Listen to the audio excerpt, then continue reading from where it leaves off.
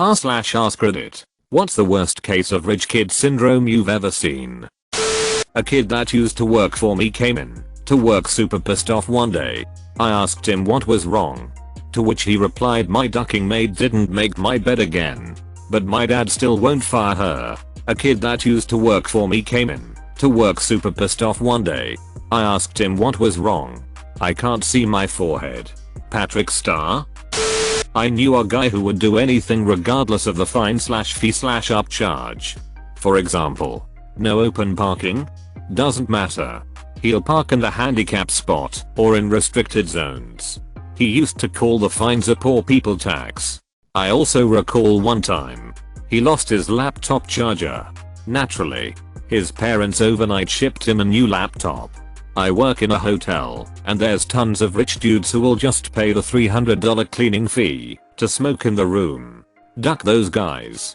The room reeks, and it's super hard to actually clean enough so the next guest doesn't have to smell it. We are a non-smoking hotel, you assholes. It isn't about the money, it's about not ruining things for the other guests. Edit. So for all the people saying just raise the fee to 1,000, it's really not that simple. First, a lot of people with hospitality management degrees, business degrees, and decades of experience are running these companies, and they all do it about the same. You have to imagine there's something you don't know and something I don't know about the business. I'll point out a few problems with that which I already have in some of the comments. We can't justify a fee that high if the guests dispute, which they certainly will. A fee that high will probably get lawyers involved, which is absurd for smoking, and we'd never win and we'd have wasted our time and fizz. The way we collect fees is by charging their card. Most cards would just decline anyway.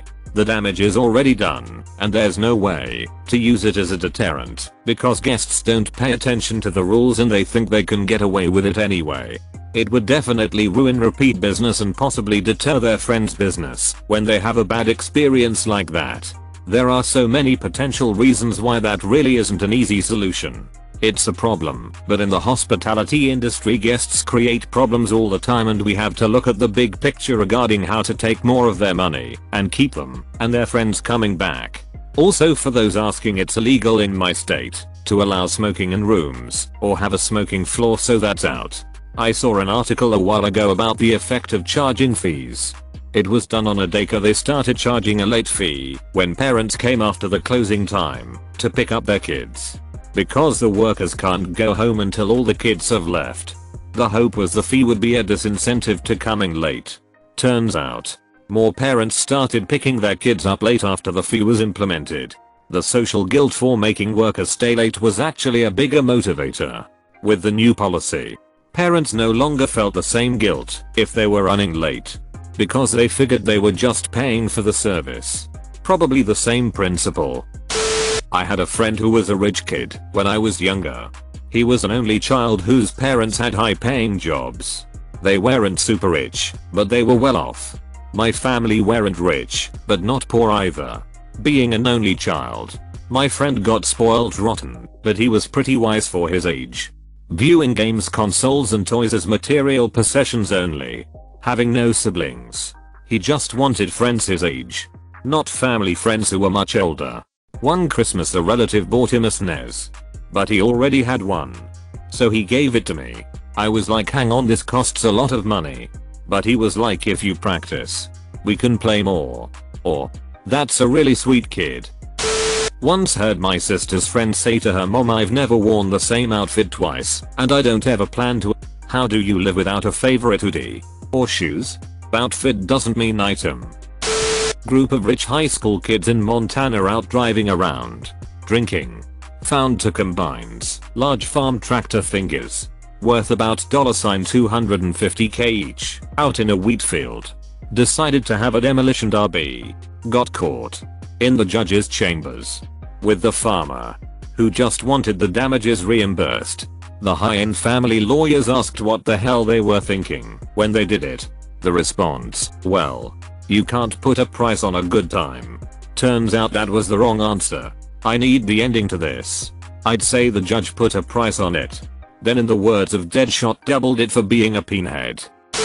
Two girls, both nice and fairly level-headed, but also just raised to damn rich, One would take a taxi everywhere in town.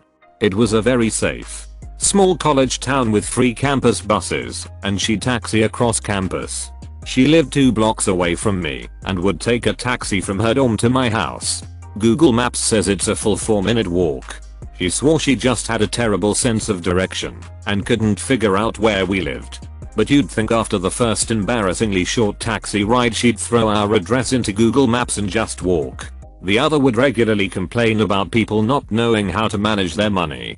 It took a while to figure out, but eventually it clicked that she meant very poor people didn't know how to invest their money in stocks and bonds. Then one day we were having a conversation where she revealed she didn't think a house in Detroit in 2010 could possibly cost under $1 million. I told her I grew up in a nice $180K house and she thought I was dumb or lying. Shattered her world when I showed her my home on Zillow. When she graduated college she complained about how much stuff cost all the time. It was nice seeing her learn the value of a dollar finally. What do you think made the second girl finally come around? Was it just enough times colliding with the real world? Her parents stopped paying her way after she got a job. She was probably making $70K, $80K in her first job, but she was living in Pasadena. 2. She talked all the time about how poor she was and about how she was living in an apartment above a garage. But at the time I lived in an apartment with 5 other people and felt pretty wealthy, making $11/HR, so I wasn't exactly heartbroken for her. Had a friend in high school whose dad was uninvolved. He was raised middle class like myself and lived with his mom and stepdad. After high school he worked towards becoming an electrician and was saving for his first apartment. His dad eventually came around when he was right out of high school and started giving him money here and there when he needed it. His dad owned a large company on the East Coast and was a multi-millionaire. Soon his dad convinced him to quit trade work and gave him a job at his business. Shortly after, he was promoted to a managerial position he wasn't qualified for and paid way too much.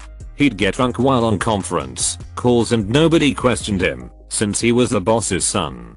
His dad bought him his first home, almost $500,000, and multiple cars. He took up horse racing and quickly, we had nothing in common.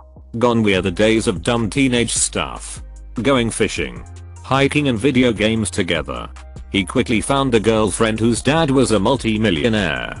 She was 30 and still putting everything on dad's credit card. I couldn't keep up with their lifestyle and very quickly we faded as friends. After his girlfriend and him broke up, she told me that he was actually severely depressed and almost drove his car off a bridge multiple times. Deep down he was having issues with wanting to live up to his dad's lifestyle and standards. But losing his old friends and life, it's too bad. I haven't seen him in probably 4 years now. We tried to reconnect a few times, but it just doesn't work anymore. That's really sad. It's like his dad wanted to make up for the neglect with money. A friend of my brother is very well off. His parents offered him a $175,000 a year job in their family business to basically do nothing. He already lived rent-free in a waterfront apartment, car, credit card etc. He spent his days doing drugs and partying. He's clean and sober now, but yes, it took years and years of rehab. And even now they offer him too much. He got married and they wanted to make it crazy ostentatious. It was already pretty glam and he knows to reject it. My friend called me sobbing because her dad bought her a 2003 Mercedes-Benz instead of the 2018 one she wanted for her 16th birthday. She doesn't even know how to drive. I would kill for a 2003 Mercedes-Benz. When I can drive, of course. The insurance and maintenance on that would be a nightmare though. Where to begin? Knew a kid that was so spoiled at home that he would throw straight up temper tantrums if our group didn't do what he wanted. I remember all of us were going to a party and he wanted to go to the movies. We all voted and the party won.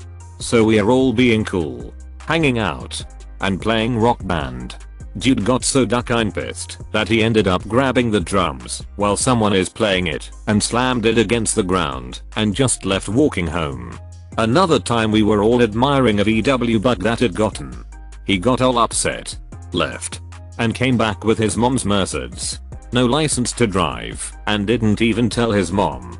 I remember his mom calling him obviously in trouble. And he just said, "Shut the duck up, Mom." I couldn't stop laughing for like an hour.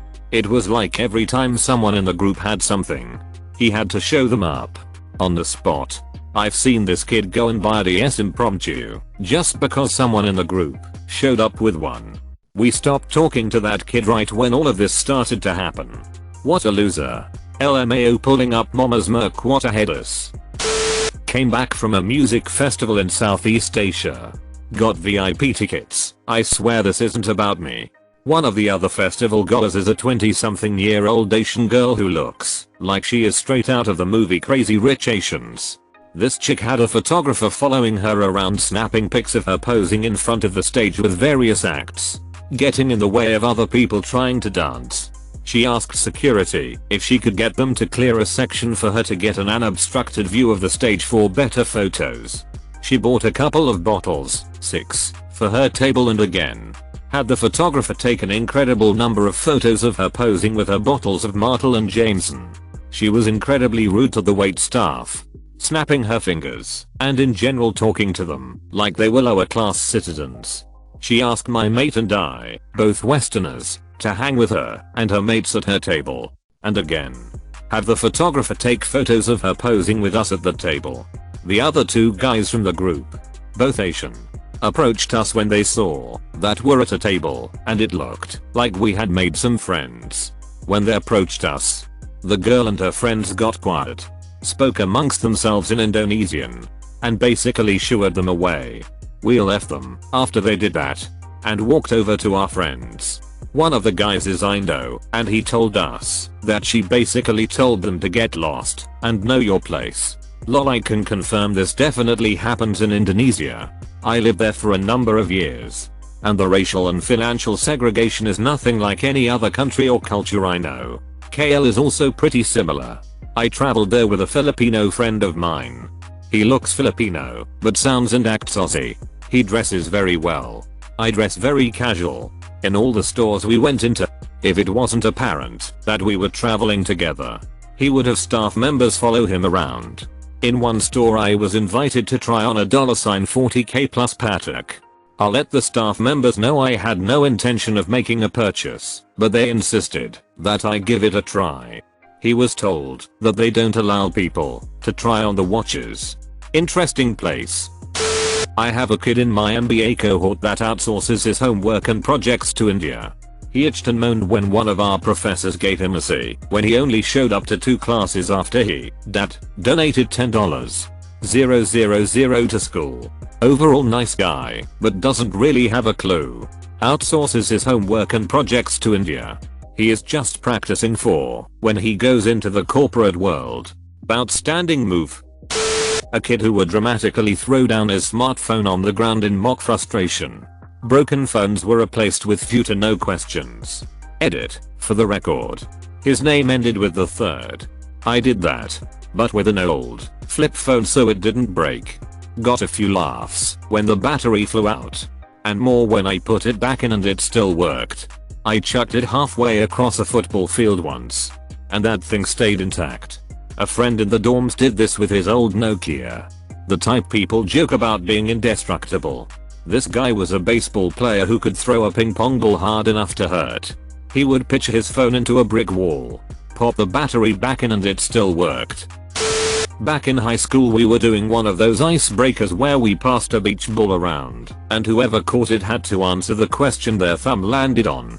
Well, this kid who has proclaimed being rich numerous times before talking about his parents owning an own pizza place and how he drives an expensive sports car caught the ball, and his question was, if you won $1 million what would you do with it? His response was somewhere along the lines of $1 million wouldn't make any difference in my life. Jesus, what a ducking power move though. An absolute god. Had a friend on the swim team that fits this perfectly. Dude was nice enough, but pampered to all hell. Parents were from old oil money and stacked for life. For his 16th birthday he got a Lamborghini and a Mercedes-Benz. When his parents wanted to punish him, they would take away the Lamborghini and make him drive only the Mercedes. For dances he would wear a $5 000 custom tailored silk suit, and he had a different one for each dance. One day when we were going to homecoming he took a look at my suit, called it cheap, and offered to give me one of his old suits. I thought he was joking, but lo and behold 5 minutes later one of his butlers came up to me and gave me a $1,000 Calvin Klein suit. When I tried to give it back to him the next day, he just laughed and told me to keep it. He swam with us for about a year before he moved away. Last I heard he's living in Germany. Ugh. Only peasants drive a Mercedes. How awful it must have been to live the low life. For real though, that guy seems like a genuinely nice person despite his background. I hope he uses it for good. He was a nice enough dude. Donated about $2,000 to the swim team when he left. Ducking like and subscribe.